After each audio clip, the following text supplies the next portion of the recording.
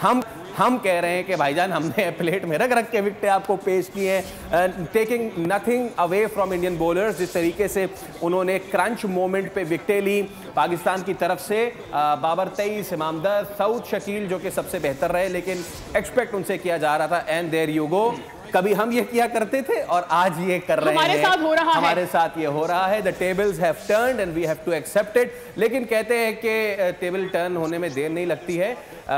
We have got 50 overs, हमारे पास 50 overs बाकी हैं। तो फवाद भाई 242, एक मौके पे लग रहा था कि 200 भी नहीं हो पाएंगे, लेकिन चले टेल एंडर्स ने दे चिप्ड इन विद खुशदिल साहब, 242 हो गए। आज रिजवान आके क्या कहेंगे, हम कितने रन शॉर्ट थे? देखिए शॉर्ट तो आप 40 रन थे, ठीक है। बात सारी ये है कि अब बकौल आपके जो आप बात करें कि जी 50 ओवर हो गए, मैच आप अभी हारे नहीं हैं, ठीक है। बाकी सारे एनालिसिस, सारी बात अगर आप टीम का देखें तो क्या किया जा सकता है, यही है कि जी ये हमारे पास टोटल है, इस पे हमें रिस्ट्रिक्ट करना है। और हमारी कोशिश ये होनी चाहिए कि फास्ट बॉलर्स हैं कि हम शुरू में 2-3 आउट कर लें और उसके बाद उन्हें इस स्कोर तक जाने से रोक सकें।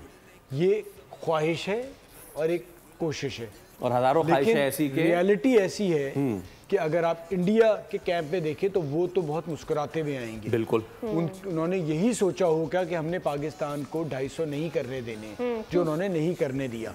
तो उनकी तो उस लिहाज से कामयाबी है कि आप उन्हें 5 रन पर ओवर के हिसाब से भी रन नहीं बनाने आजकल के क्रिकेट में जी। और ये भी उन्हें पता है कि उनके पास एक ही स्पिनर है जो अगर बीच में आके उन्हें तंग कर सकता है।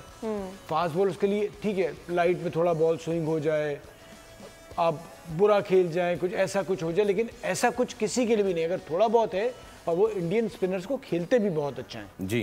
तो आप और हम यही कि दुआ या मुआवजा उसकी बात करें, लेकिन अगर सच्चाई से बात की जाए तो इंडिया ने जो पहला हाफ था या पहले 50 ओवर थे उसमें दिखा दिया कि हम बेहतर टीम हैं। सही। सब्सक्राइब करें और बेल दबाएं ताकि कोई खबर रह न जाए।